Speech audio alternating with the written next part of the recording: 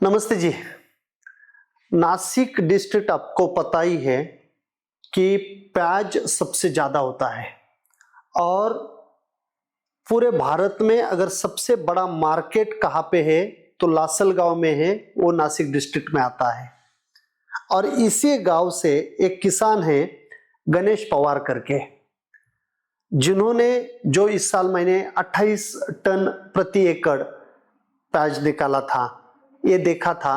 और वो जो मैं करता हूं उसको वो फॉलो कर रहे हैं। और उसके अंदर उनका कोई डाउट है तो वो डाउट उन्होंने 2 प्रश्नों के माध्यम से मुझे पूछा हुआ है। उन्होंने पहला प्रश्न मुझे पूछा है कि अभी मैंने प्याज का सीड डाला हुआ है, उसको मुझे एवेना न्यूट्रीमिक्स देना है, तो मैं क्या डोज में देना है। जो डोज मैं इस्तेमाल करता हूं वही डोज मैं आपको बताने वाला हूं। और दूसरा प्रश्न उन्होंने ये पूछा हुआ है कि जो डॉक्टर ग्रोथ मुझे देना है, जो मिट्टी में बायो फर्टिलाइजर बायो पेस्टिसाइड करके काम करेगा, वो डॉक्टर ग्रोथ में अजोटोबैक्टर अगर है तो क्या मैं उसका इस्तेमाल कर सकता हूं क्या। क्योंकि अगर वो इस्तेमाल मैं करूंगा तो डेफिनेटली वहीं पे नाइट्रोजन बढ़ के फंगल इन्फेक्शन तो नहीं बढ़ेगा ना। तो ये प्रश्न उन्होंने पूछा हुआ है।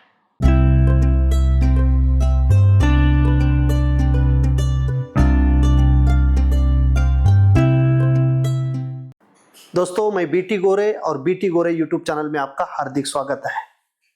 प्याज इतना अच्छा क्रॉप है, मैं हमेशा बोलता हूं। सोयाबीन 25 क्विंटल तक निकाला, प्याज 28 टन प्रति एकड़ निकाला, और अभी 31 रुपए में मैंने मेरा प्याज जगह पे दिया बिना खर्चा। ट्रांसपोर्टेशन, बैग, लेबर सब कुछ उनका 31 रुपए में खेत से लेके गए। इतनी जबरदस्त क्वालिटी थी। और ये सभी मुंबई में 5 स्टार होटल में जो सप्लाई करते हैं, मिस्टर प्रमोद देशमुख, उन्होंने मेरा प्याज लिया हुआ है। तो दोस्तों, प्याज अगर आपको अच्छा करना है तो सीडलिंग से आपको उसको अच्छी तरह से ध्यान रखना है। जो भी आप बीज डालते हो और उसके मराठी में जिसे रोप बोलते हैं या सीडलिंग्स बोलते हैं, उसको आपको प्रॉपर बनाने हैं। तो सबसे इंपॉर्टेंट चीज ये होती है कि सीडलिंग डालते समय जितना ज्यादा एरिया में डालोगे, ज्यादा घना नहीं चाहिए, नहीं तो डिजीज बहुत ज्यादा आता है बारिश के दिनों में। तो मेरी रिक्वेस्ट है आपको ज्यादा घना नहीं डालना है आपको। और एवेना न्यूट्रीमिक्स का जो गणेश पवार जी ने प्रश्न पूछा हुआ है, वो मैं जो फॉर्मूला मेरा है वो फॉर्मूला मैं आपको बता रहा हूं।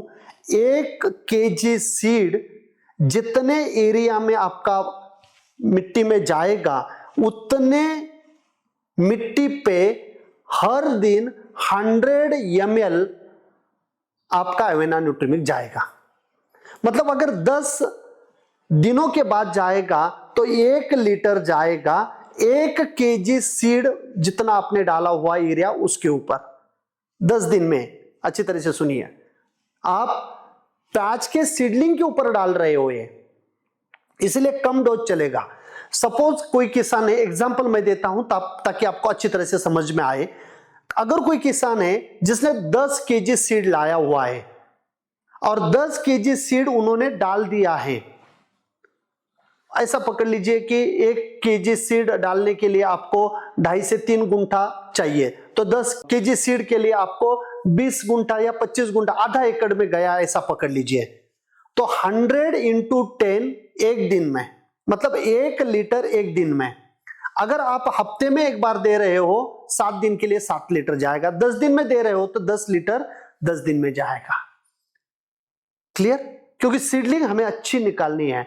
और इसके अंदर जो यूरिया होता है ना, इसका ज्यादा टेंशन नहीं लेना है आपको, क्योंकि वो यूरिया वो जो बनता है उसी में ही कंज्यूम हो जाता है। इससे डार्क ग्रीन कलर आएगा, डिजीज कम आएगा। एवेना न्यूट्रीमिक्स आपको देना है। दोबारा मैं बोल रहा हूं, 1 kg सीड के लिए 100 ml पर डे 10 दिन में दे रहे हो तो 1 लीटर जाएगा। इतना आसान है। ठीक है, स्क्रीन के ऊपर भी आपको अच्छी तरह से दिख रहा है, वो डोज आपको लेना है। क्लियर? अभी उन्होंने दूसरा जो प्रश्न पूछा हुआ है, दूसरा प्रश्न, तो दूसरा प्रश्न में उन्होंने एक प्रोडक्ट मैं हमेशा रिकमेंड करता हूं, मेरे खेत में मैंने इस्तेमाल किया था, वो है आपका डॉक्टर ग्रोथ। ये साइंट केमिकल का प्रोडक्ट है। और जो पीला रोग बोलते हैं अपन, कोलोटोट्रिकम, जो रूट जहां से फॉर्म होते हैं वहां पे वो आता है, तो वो नहीं आना चाहिए। इसीलिए ड्रिप से या माइक्रो स्प्रिंकलर से या रेन पाइप से आप उसको इस्तेमाल कर सकते हो जहां पे आपने सीडलिंग्स डाला हुआ है। तो इसके अंदर अजोटोबैक्टर होता है, डेफिनेटली होता है, लेकिन अजोटोबैक्टर का काम यूरिया जैसे नहीं है, नाइट्रेट नाइट्रोजन जैसा नहीं है, या अमोनिकल नाइट्रोजन जैसा नहीं है कि आपने डाला और तुरंत पौधे ने ले लिया। ये माइक्रो ऑर्गेनिज्म ग्रो करेंगे और हवा में जो नाइट्रोजन है उसको लेके आपके पौधे को जब जरूरत है तब देंगे, तो उसको आपको डरना नहीं है। और बाकी भी तो माइक्रो ऑर्गेनिज्म उसके अंदर है, फॉस्फेट सोल्युबलाइजिंग है, पोटेशियम मोबिलाइजिंग, ये सब कुछ है उसमें, वो बाकी न्यूट्रिएंट भी देंगे, बैलेंस न्यूट्रिशन होगा। ऐसे यूरिया जैसा अजोटोबैक्टर अकेला नहीं है उसके अंदर कि यूरिया दिया तो नाइट्रोजन बढ़ेगा तो ये अजोटोबैक्टर भी नाइट्रोजन बढ़ाएगा, ऐसा बिल्कुल नहीं है। टेंशन नहीं लेने का, आप दे दीजिए, मैं देता हूं, कोई दिक्कत नहीं है। और ये अभी बता देता हूं, बाद में आप भूलेंगे। जो भी सीडलिंग आपका बिल्कुल मोटा मोटा है वही लगाना है, जो पतला पतला है उसको फेंकना है, ताकि गोटी जो बनती है वो आपके प्याज में आएगी ही नहीं। तो इसीलिए मैंने बोला था, और मेरा एक वीडियो मैंने डिस्क्रिप्शन में लिंक डालता हूं मैं कि सीडलिंग कैसे डालना है। मैंने वो एक ऐसे दांत वाला एक बनाया हुआ है जो लेबर मार्किंग करेगा और उसमें सीड डालना है, तो वो भी एक बार वापस दोबारा वीडियो देख लीजिए। दोबारा वीडियो करना मेरे लिए संभव नहीं होता है।